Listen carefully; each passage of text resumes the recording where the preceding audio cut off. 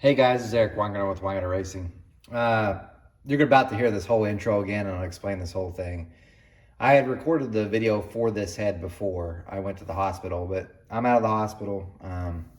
It's still not fixed. It's still doing the atrial fibrillation.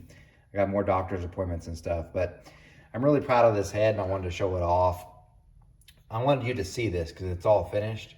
What you're about to see before I do the intro again and the whole explanation is how it started. This thing was pretty much just a chunk of aluminum with some pretty small holes, and to get to this point, it's pretty amazing. A lot of grinding. Never done so much grinding on one set of heads before ever. But take a look at it, and then I will tell you everything I did in the head and why I did it, and hopefully this thing works. It should. It moves enough air. I mean, it doesn't move enough air for what the guy's doing. You can't get there with a 23-degree head, at least not with this one. But for this, everything, the size-wise, the velocities look really good. It should make some pretty good power. But anyway, watch this video, see what you think, and I probably will do an update video about my health just because, you know, people have asked. But that'll be later on. Anyway, you guys take care. Day one of grinding on this 10XRI head, CNC casting. This head right now does not have the valve job done. It does from the factory. I just had them put the basic one in. I got the other head on the machine doing the valve job. Just to open it up. This one was, I was just going to cut some material, see where I'm at. Yeah, I got a long ways to go. This should be about 3.06 when it's done at the pinch. I'm just doing an initial cut and we'll go from there. This is how far it got. I just want to see on this one where things would look. This one's probably got a bit more done. I also took out some of the aluminum out here at the bore edge or at the throat, so you can kind of see. This will still get opened up more once I do the valve job. And you can kind of tell. Chamber's got a long way, everything's got a long way to go. So this is day one. I didn't start doing the valve job on the other head. As you can tell, it takes out a good chunk of the chamber when I do my valve job. The valve job is part way in. It's not all the way. This is part way, this is part way, and it still has another final one. Haven't done the exhaust. So, and you can tell how much the throat is small. So there's a lot of material to come out. That's day one. Okay, I have the head roughed in as far as the intake ports go and the chambers are done. Just to give you an idea so you can see. This one, I mean, like, I've got it just enough done where I could start what I would normally do for porting wise. It's still very small, got a long ways to go. But a lot of progress is made. This is how it starts. So see that? All that? Well, this is after the valve job and getting some of the material out of the way so it'll be easier to cut to that. And that's not even close to being done. So, yeah, long ways to go. I'm gonna weigh it, see how much weight's been taken off so far. Now, you're gonna see in this video how I started with the porting on this head, and you're gonna see how small it was when I started. This head is by far, of all the heads I've ever ported, and I've been doing this for a while, has taken me the longest to do. And I'm not talking like time-wise to get done. As far as actual grinding, the amount of grinding time. Really, this head should have been, I should have done one port, had it digitized, and then send it off and had it done. Instead, I did it all by hand, and it took forever. And what I mean by that, it took almost 8 hours just to rough in one port. In other words, it wasn't even close, just one intake port. Not even close to being ready to be, even close to being finished. 8 hours. So you take that times each one of these. So 64 hours just in roughing it in. The port isn't even close to being done. You can double that before it actually gets done for just the intake ports. The chambers weren't done either. So just letting you know. This head, so like I said, so of all the heads I've ever ported, this one has taken the longest to grind. You're gonna see in the end of the video because I'm gonna put all the clips of like days that I had grinding it, and I just finally stopped keeping track because it was just too much. But let's get back to the head.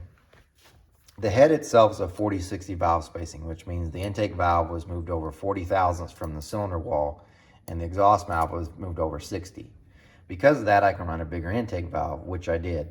So let me flip over to the chamber side real quick so I can kind of show you. All these chambers, everything you see here, all ground by hand. They weren't even close at all. So anyway, The intake has a 5/16 stem, and the reason why I picked that is to keep the weight down, and it also gives more area here. The intake valve is a 218. The exhaust valve is a 1570. The question maybe you're asking yourself is, why did you do that? Because usually on a 4060, you go 215 by 1600. I went a 218 for a couple of reasons. I knew he was going to be lift limited because this engine is using a standard cam core and he needs as much lift as possible, which puts us out with the 1:7 ratio. The most lift he can possibly run is an 822. To make up for that area, I put a bigger valve. It really doesn't help it flow any better because it is somewhat shrouded. Now, before someone says, "Oh, that's really shrouded," the LS intake valves on the LS3s are actually closer to the cylinder wall than that is. So I'm not as concerned, as what I'm trying to say. And it still has really good low lift flows to a certain extent. So anyway, let's pick the 218 because he needs that for the size. For the amount of RPM he's going to turn, he's going to need that. The exhaust valve, he could probably get away with like the 1570, I figured, because if you make the intake valve bigger, you have to shrink down the exhaust. I figured to get away with that because it's a smaller cubic inch engine. He'll be fine. I made the throat bigger, so the throat's actually the same size if you had a 1.6. The valve itself smaller. Now let me show you the valves while I got a chance. This is the intake valve. Now it looks like it's steel. This is actually titanium. This is made by Victory. Now all the intake valves I ever order from Victory, if any titanium valves, I have them coated. So this is called a CRN coating. There's actually I think it's supposed to be moly on the head, but I don't think they did CRN all the way. Sorry, moly on the stem, but I think they did CRN the whole way. There's always CRN on the actual face. And the reason why is it protects the titanium and the things last so much longer. Now, if you notice, these have ductile iron seats. You know, like, why did you do that when you did a titanium valve? Wouldn't you use an alloy? Yes, except for heat changed after the head was already ordered. So there's no way I was popping out seats after I got started. No way. This should be fine with it, especially with the CRN coating. You should be okay. The exhaust valve is the one I don't like. This is steel. This is a 1570, and this comes from Ferrea. This is the thing that drives me crazy. Because of COVID, you can't get certain blanks. So this valve looks fine until you get here. You see how thick it is right there? That is not at all what I wanted. I wanted a straight stem with a tulip. They didn't have that blank. They're out. They don't know when they'll have any. So because this is custom. So I had to get this. What in the world? One, that is not an undercut. That's an overcut. Great for power adder because it makes it stronger there. Not great for this NA deal. It also, because it's thicker, it takes up more area here. It screwed up my whole entire porting process. It also makes the valve weigh more. Now, even though it looks like it's going to be heavy as all get out, because it's a 1570 and it's got a dish, it's still relatively light. The intake valve is very light. You know, 218, 5/16 stem. It's pretty light. I'm not worried so much on the RPM on this. This more. Nothing you can do about it. Can't do a thing. There's no blanks available, at least at the time of this recording. Maybe they have some now that I'm not aware of. And it also took almost 2 months to get this thing. So, there's nothing you can do about this. So there's the valves. So that explains why they are what they are. That valve itself on the exhaust changed everything. This thing should flow more on the exhaust than what it does, but it doesn't because of that valve. Here you can see how big this port is. Now, it's a very large port because although it's a small cubic inch, it's turning a lot of RPMs. And here's where some of the explanation goes. I asked Brodix to file the core because I'm going to show you what a regular 10X looks like so you can see the difference in what I was hoping they did and what they did instead. Okay, this is like the same core. This is a 10X, but when it comes, if you notice, now these have already been ported, but I want you to understand, there's no vein. See, there's no vein here, no vein here on the back side. It wasn't like I ground this out when I ported this one. By the way, this is that prototype I've showed before. There was no vein. And I thought, man, you really need a vein here. It just helps, instead of having just a round blob of the guide here, it needs a vein. Usually if you see it like this, you'll see fuel trails, so it needs a vein. So what I did is I asked Brodix, because they cast their own heads, and they'll do this for you. Can you sand the core? And they asked me to send them a picture of what I wanted. And I actually took this port and I put some green modeling clay in here and showed where the sand, where the green was. That is not at all what they did, at all. So in other words, what I was hoping they do, because in case you're wondering, they make these molds out of sand. So it's actually a piece you can hold in your hand, the whole port. And I just wanted them to take and it's very simple. I mean, I'm telling you, this is simple. I almost wish I drove down there and just done it myself. Take a triangle file, and right here, and usually there'll be a bump here, obviously, because this part is in the core. Just take your triangle file and just sand there. Boom. Because with a triangle file, the tip will be dragging in, and it will cut across that core right through there, and you'll create easily, a few seconds, create the vein. Sorry, that's all I wanted done. That is not what they did. Instead, they took let's take this. See, this is around the port here. The depth and all. Instead, what they did is they literally just cut off a good chunk from here to here. Just cut it off. I mean, whole thing. So when you're going to see in the end, when I'm showing my pictures, you'll see that the aluminum is all the way above where this guide is sitting right now, up here. And you notice how you can see here where the casting is on this one where I haven't ported? No, that casting spot's all the way up here. So in other words, they of course filed the core too much, and it left things horrible. So when I saw it, I was like, oh my God, I'm never going to finish porting this. Because they did that, it added hours on, but it allowed me to get my vein in here. Now, by the way, this head's not cleaned up. I mean, it's flowed done, but it's not in this beautiful phase. It still needs washed and stuff, so it doesn't look as clean as it probably should. I'm also not using the best lighting source. But if you notice, you now have a vein that goes all the way to here to here. Let me turn the head a little bit so you can get a better view. See it there? The lighting kind of sucks. See?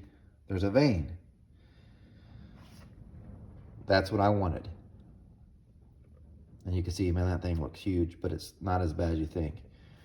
Here's where one of those things is that I'm going to explain. When I got the head that way, what I thought was horrible, having all that filled in, might have actually been a blessing. Because I'd gone to PRI and watched Darren, and I can't remember his name, who works with him and is in charge of the BES head program. Not Darren, but the other guy. And he talked about a head where they had filled in the roof right there, and it didn't do anything for flow, but it made more power. So let me show you what I'm talking about. This part right here is right here. If you've ever flowed a head or know anything about how a head flows, the air will come in and actually go this way. So I'm going to dot a line here. So the air kind of goes like this. So in other words, as it comes in, it actually is bending down this way. So what that does is it creates a whole bunch of dead area here, which is here.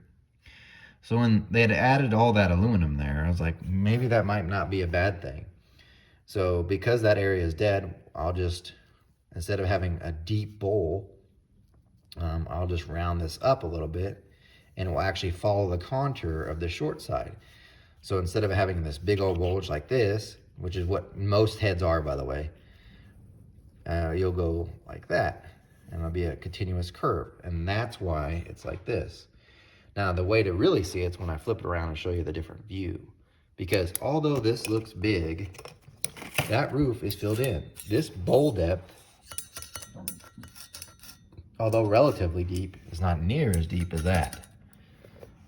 Because it's filled in to make that up. So I'm telling you why I did that. So I filled that in to make that area where it's dead fill in. And there's a reason for it, and I'm going to flip it around and tell you what the reason is. So if you flip around, I have this view now, so you get a better idea what I'm talking about. If you notice, the floor is flat. So I'm going to go real quickly to this. This is a standard port small block Chevy. Several of them. It has a dip that comes over the short side, and they add it that way. What a raised runner does, we're going to fill this all in and move this up. And it's more of like this, and it takes less energy. Because if you think about it, if I'm trying to tug a weight from here and put it all the way over here, it's going to take more energy to pull that over there. And that's the same thing as pulling air as opposed to this.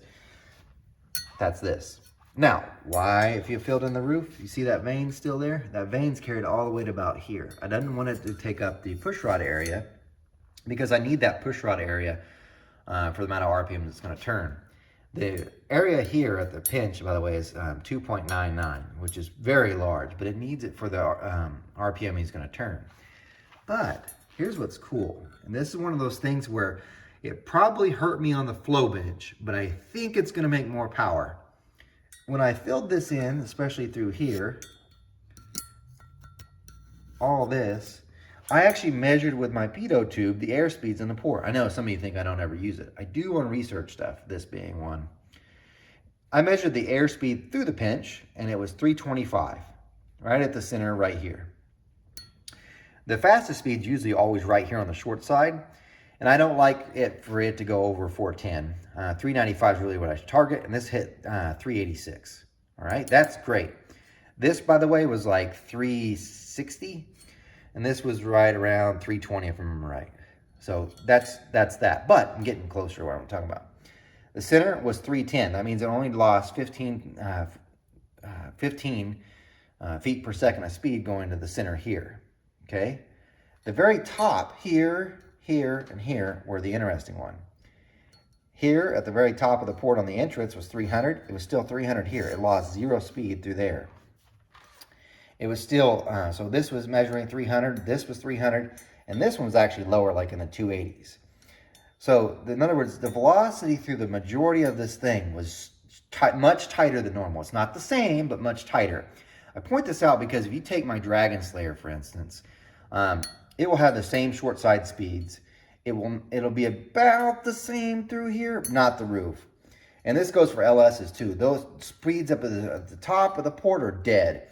And I say dead, but they'll be like in the 170, 180, maybe 200. It's not near this tight as the spread. So this whole thing here is very, very close together as far as the air speeds, which you're like, so what's that mean? Well, when you have a change in airspeed, a dramatic change in airspeed, what happens is fuel falls out of suspension because it likes to stay in going the same thing, same speed. And when you make it slow down or speed up, weird things happen with fuel. If it slows down, it falls out of suspension. And so if you keep it closer, the fuel itself will stay in better. The other thing is the wave energy. If you have, which all engines have the wave energy as far as that goes. When you have dramatic changes in sizes, which cause the dramatic differences in the airspeed, that wave energy, some of it will be lost. And you want to try to keep as much as possible that it fills the cylinder better. And so having all this tighter really should make things work better. So all the air speeds being as close as they can. To me, it's like this is the ticket. The fuel should stay in suspension. It's going to capture more of the wave energy. It's a raised runner, so it doesn't take as much pumping power to get it to air to go over there.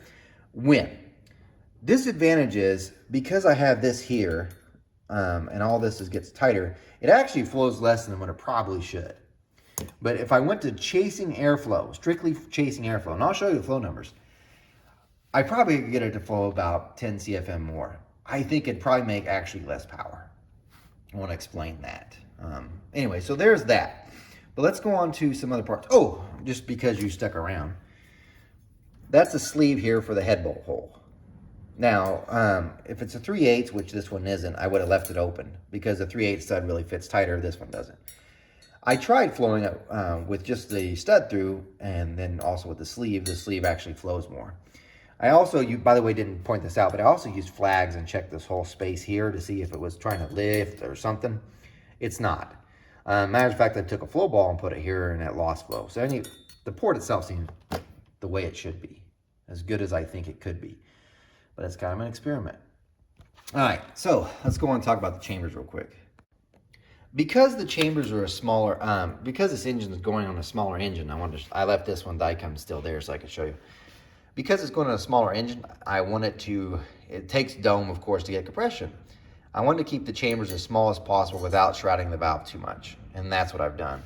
I also wanted to increase the amount of quench pad area as I could, or keep it there, to help it build a little bit more power.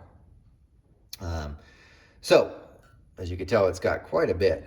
Here's the thing. You're going to see in the flow charts here in a second, it will kind of back up and flow when it gets to like 9 and 1. That valve's in this range right here. If I grind this out and move this here, it's going to pick up more flow because at 1 inch a valve it actually picks up more, and it's because it's now cleared this part. it will gain more flow. The chamber itself will grow though, and that means more dome. And I'm trying to keep the dome down to help with the flame travel across it. That's why. Chambers, haven't CC'd them yet, but they are as small as I feel comfortable making them. And yes, I did use a pattern to create all of them the same. It was not easy.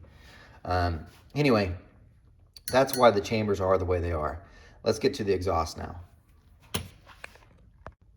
This is a spread port head, and some of you don't know this, but small block Chevys usually have a regular standard port and they're close together. You can order some heads are available in a spread port pattern. And what that means is they spread these, really it's just these two. These two get spread apart. And the reason for that is it allows a water jacket to be between the two. Some GM ones from the factory have water there anyway. But when we move it, it gets the heat away from each other because this is usually the hottest part of the head.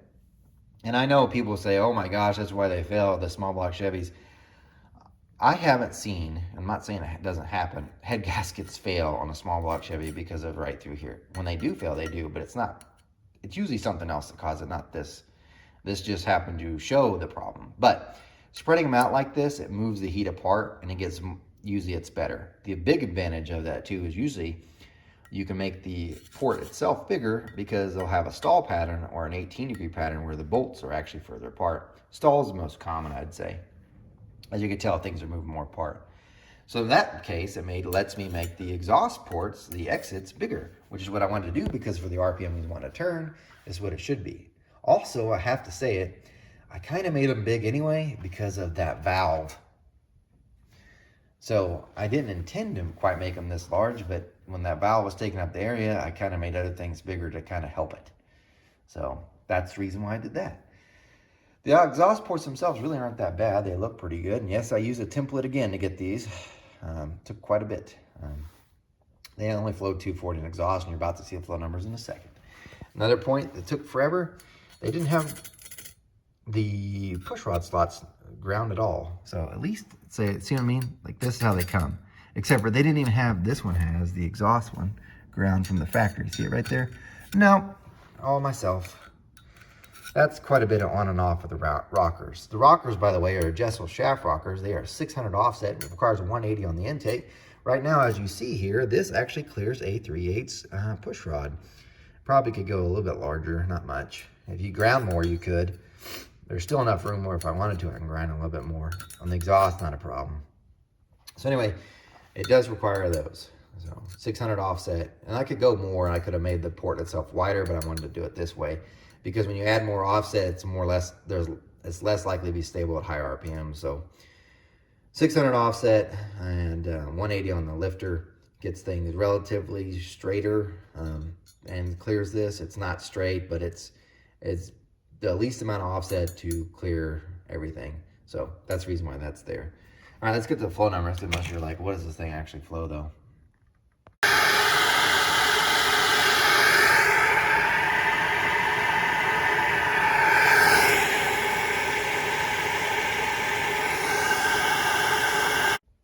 Here are the numbers. Now I've got two flow benches and I float them on both. Same 4155 bore, no exhaust pipe. So this is the Saints. And the numbers I care really about are 4, 6, and 1. And if I look at them, they really don't look that impressive. The 400 number actually does. The 261 is not bad. The 500 number is really good, 300. This one I would have thought would be higher, because if you watch my last video about the headhunters, it actually went higher there, like in the 330s. This one is not. However, the strongest number I've ever had from this is, if you look here, it does 353 at 800. That's a strong number. By the way, his valvelets can be limited to 822 just because I can't get a bigger lobe in there. It does drop off, and that's what I mean about the chamber. From this, you can see how tight it is. So if I was to open this up a bit more, I bet you I can get this to keep going. It probably would have been like 354, then 356. So if you look at these numbers, it's only like 4 CFM in this range better. Well, this one's about 4 CFM better at peak than the headhunters were, even though it's raised up more. This one is a lot better, like almost 8. But in this part right here, I think you're down about 4 or 5 from what the headhunters were, and they were a smaller valve. Now I could have probably done a 215 intake valve, and that actually probably would have brought up some of these numbers here. But like I said, he's really limited anyway, and he needs the bigger valve. If I change the chamber and also ground some of this out here, although the velocity profile would be better, this flow numbers would be much better. The exhaust, as you could tell, 182 at 4, that's okay. The valve's killing it, and then the valve kind of takes up the air, and it's only like 230, which doesn't look that great. But let's go to Superflow. The Superflow itself, this one, 264 4, which is different, it's higher, and 305, then it does 333. This is where it's interesting. The Superflow numbers varying from the Saints, and I almost need to check the calibration on this one because it's looking like it's way lower here lately, although they're pretty tight. This says, if you compare it to the Headhunter went like 336, this went 333, this is only 3 CFM worse. This is much better, 357 at 8, and 362 at peak, so really good there. And then the exhaust was much better than that, and usually it's the other way around. Usually the Saints read worse on the exhaust than the Superflow. I kind of trust the Superflow's exhaust numbers, to be honest with you, more than that. The intake ones, I probably usually trust those. But I think I need to go back and look at my bench. But anyway, 289, and then 230 at 6, and then it tops at 241. That valve is just, man, I wish I had a thinner stem on that deal. Wasn't like that. But overall, pretty good. I mean, strong numbers, like I said. Here's what's also interesting. I did do, because I floated on the Superflow, I could measure the swirl. And this thing is actually 1,000 RPM less swirl than most of my other heads. So it's got less swirl. You're like, well, I don't make as much power. No, in a high RPM deal, you really don't want swirl because that's, you want some swirl, but you don't want it to be super swirly because that's just taking away from the momentum to turn. Think about like if you're running down straight steps, you can go much faster than if you try to do a spiral staircase. That's swirl. So you want swirl, but you don't want it too much at a high RPM deal. It actually makes less power. So this having less swirl probably is because the port itself is so much more, as far as the air speeds are so much more regular, so it's exiting. It's not real fast on one. I mean, it is faster slightly on one side, but not dramatically enough to make it shift and turn that way. This thing will probably be a dog down low, no doubt about it. But once the RPMs are getting up, this thing should really be a beast. So anyway, if you've got questions on why I did anything else on this head, feel free to ask, because I'm telling you as much as I can on why I did the stuff I did. And I sure hope it works, because the biggest departure, I would say, is the bowl depth. Like adding that material or leaving this material here so that it would, where it's more dead area. Everything about me says this should make more. But having it like this, I know hurt flow. But that's just chasing a flow bench number and not the horsepower. Same with the chamber. I know if I ground more, I took this hook out more, I know it'd flow more. But he's going to have a bigger dome, and I don't think it'd make much power. It'll look better here, but I don't think it's going to make any more power. It's one of those things where you cannot, the flow bench is a nice tool, but you cannot base everything off that. So anyway, there's that. It should be a really good head. Still, if I look at all the 23-degree heads I've done, as far as the numbers go, All Pro is number 1. But beyond that, and I've done more, this is really good there, really good there. We'll just do the Superflows. It doesn't matter. Really good here, really good here. So it's still good. That number is still good, but the Headhunter is by far the highest one there so far. This number, I think I've had some that's gone really close to that weren't raised. However, this number is the highest one I've ever had at 800. It's 353. So it owns that mark. No one's beating that. And peak number is the second highest, especially with the Superflow. I think there's only been one other and been a huge 10X already. Anyway, long explanation, but there you go. Good head. Hopefully it makes good power. I got to finish the other one. If I build per the hour on this thing, it'd be insane. You'd be in almost $8,000 for this set of heads. So you might say, why didn't you have it digitized? There's not a market for this. I mean, there is. I shouldn't say that, because I think if someone actually mass-produced a raised runner head, it'd be successful. But for me to have the number of people that are calling because this is a special casting, like this thing takes like 9 months to get, and that was before COVID. Just to get this, and then people don't want to wait. You're like, well, just keep them on your shelf. This is a rare deal. You're like, hey, you're gonna have to buy for sure shaft rockers, which people do anyway. But you can, by the way, you can order with a standard exhaust port. I just ordered with a spread. I think if you mass produced it, it would be a killer set and people would be all about it. But for me to constantly keep grinding this, even if I had a CNC program for this port here, there's not as much demand because it's not as much out there. But anyway, you guys, thanks for watching and taking care and making it through this. Remember, Scrubs is the best television show I've watched. Take care.